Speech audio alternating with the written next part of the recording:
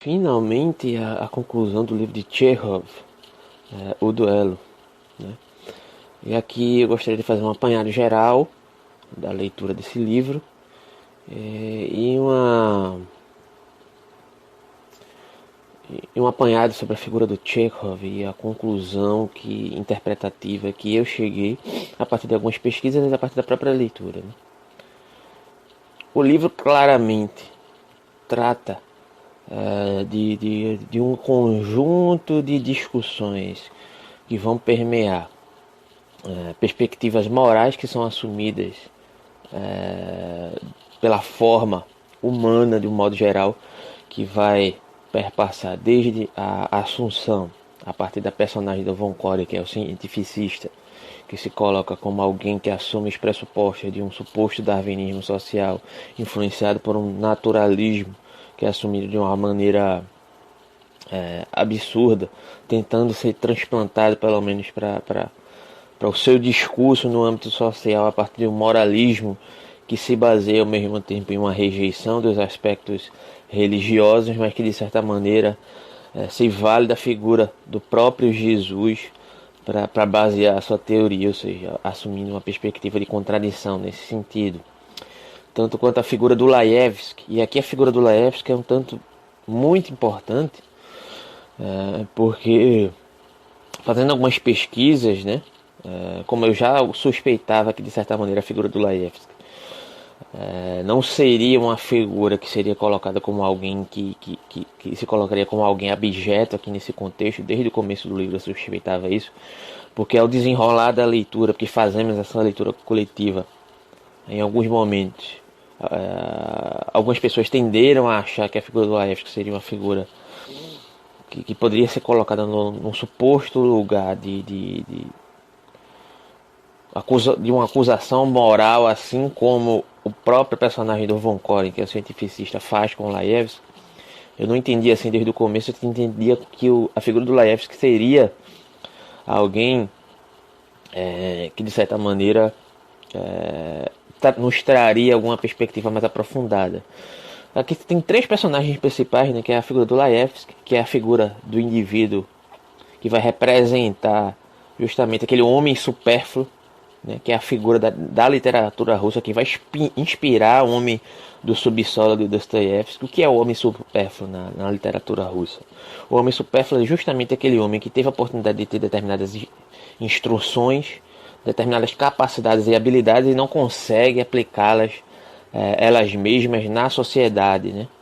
Ou seja, esse estereótipo do homem supérfluo vai perpassar a literatura russa de um modo geral, vai influenciar a perspectiva dostoiévskiana do homem de subsolo, né? E vai estar aqui presente na figura do Laevski, o homem supérfluo de Chekhov, né? E a figura do Laevski é justamente essa figura, né? Que teve um determinado grau de instrução, teve uma frequência nos meios acadêmicos, naquilo que era chamado liceu ali naquele período, só que não conseguiu se inserir na sociedade adequadamente. E de certa maneira, eu identifico aqui um dado autobiográfico do Chekhov, não que ele tenha sido alguém que não tenha conseguido se inserir no mundo intelectual, mas o Chekhov ele tem uma origem de vida pobre. Isso eu não sabia, descobri pesquisando. Coloco o link aqui embaixo da resenha que há no Literatura Fundamental do livro do Chekhov, aqui embaixo, que fala um pouco sobre a biografia dele. Então, de certa maneira, eu consegui ver a ligação do Chekhov com o personagem, porque em determinado momento a personagem cita várias vezes, a personagem do Laevski aqui em Um Duelo, cita várias vezes que teve essa dificuldade ao frequentar os meios acadêmicos, e não conseguiu se inserir na sociedade, apesar de representar um homem supérfluo. Mas a trajetória que o Laevski fez é muito parecida com a trajetória que o Chekhov fez para poder sustentar a sua família, né? Posso até estar equivocado aqui na interpretação que eu estou fazendo, mas eu vi uma associação direta com isso. Só que o desenrolar da vida do Laevski é diferente, do Chekhov é diferente do desenrolar da vida do Laevski, né? O Chekhov se forma em medicina, o Chekhov passa a escrever algumas anedotas para alguns jornais, algumas revistas, como um modo de ganhar dinheiro por fora da profissão que ele exerce, a profissão de medicina, que é uma profissão que ele meio que escolhe assim, aleatoriamente, mas com o passar do tempo, com as palavras do próprio Chekhov, ele vai se afeiçoando àquela profissão cada vez mais e segue uma carreira naquela profissão em paralelo à profissão de escritor, porque consegue contatos, consegue se inserir no meio da literatura daquele período, em sua época, no seu país, e consegue se tornar um escritor de vanguarda, inclusive pelo seu talento em poucas palavras, em poucas linhas, em poucas páginas, demonstrar uma profundidade imensa, né? Aí colocando essa figura, retornando a figura do Laevski para fazer esse paralelo, existem 3 personagens, né, nesse livro, principais, né, que eu interpreto como principais, que é a figura do Laevski, a figura do Diácono, certo? E a figura do Von Koren, que é o cientificista. A figura do Diácono, na minha interpretação, ela tem determinados aspectos que vão nos demonstrar, de certa maneira, uma discussão que, apesar do Chekhov ter essa característica de não querer se comprometer moralmente com avaliações das personagens, mas ele deixa para que nós a façamos, né? E eu entendo que mesmo assim, mesmo ele tendo esse afastamento, ainda assim não é possível se afastar completamente desses julgamentos, né? Algo transparece ali. E eu entendo a figura do diácono como uma figura que deveria representar a figura do cristão, aquele que discursa e necessariamente não deveria, de certa maneira, colocar o seu discurso em prática. Vou contextualizar melhor. Tendendo a interpretar essa figura do diácono a partir de uma interpretação nietzschiana da figura, através da representação de que o único cristão morreu na cruz. Esse clichê que a gente está cansado de escutar. O único verdadeiro cristão morreu na cruz. Entendendo que tudo aquilo que veio depois de Jesus foi uma distorção da sua palavra, foi, na verdade, um espantalho criado que distorceu necessariamente aquela prática de Jesus, que era uma prática de fraternidade, de amor ao próximo, de não pregar aquilo que Nietzsche entendia como ressentimento, né? Foi um desejo de poder e de sobreposição a partir de uma perspectiva moral para inverter a moral vigente. A figura do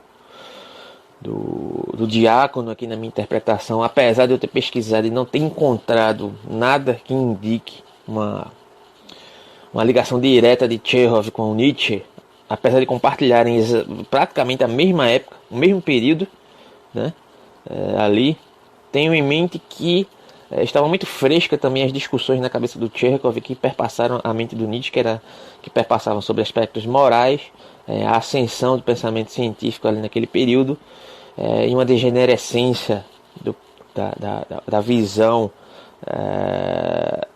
dos aspectos religiosos enquanto instituições, né, daquele período. Então, a figura do Von Koren vem a fazer uma contraposição em um diálogo extremamente interessante, que inclusive tem até uma declamação do Ricardo Vassola que eu coloco aqui embaixo também, para vocês visualizarem,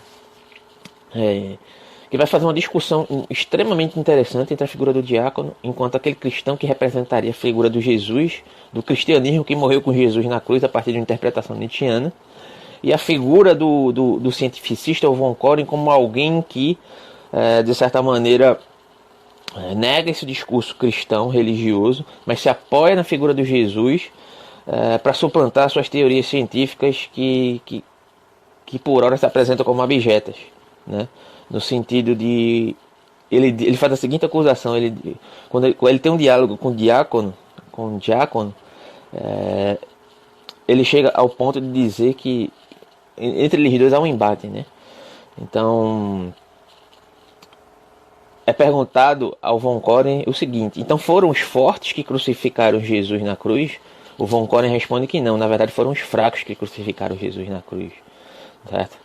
E aí você pode fazer uma seguinte interpretação disso, né? Você poderia interpretar que ele está coadunando com o pensamento nietzschiano, que diz que na verdade realmente foi isso que aconteceu, no sentido de foram os fracos que predominaram, e Jesus, apesar de ser um decadente, não era alguém que valorizava o sofrimento como algoz de si mesmo, né? Mas só que a interpretação do Von Koren vai para um eugenismo, algo que Nietzsche não pregava. A interpretação nietzschiana tinha muito mais uma ligação com a perspectiva moral, de interpretação psicológica daquele âmbito, que não delegava por características eugênicas, algo diferente do que o Von Koren faz, né? E uma exacerbação do pensamento científico, uma exacerbação e valorização do pensamento científico, inclusive distorcido, né?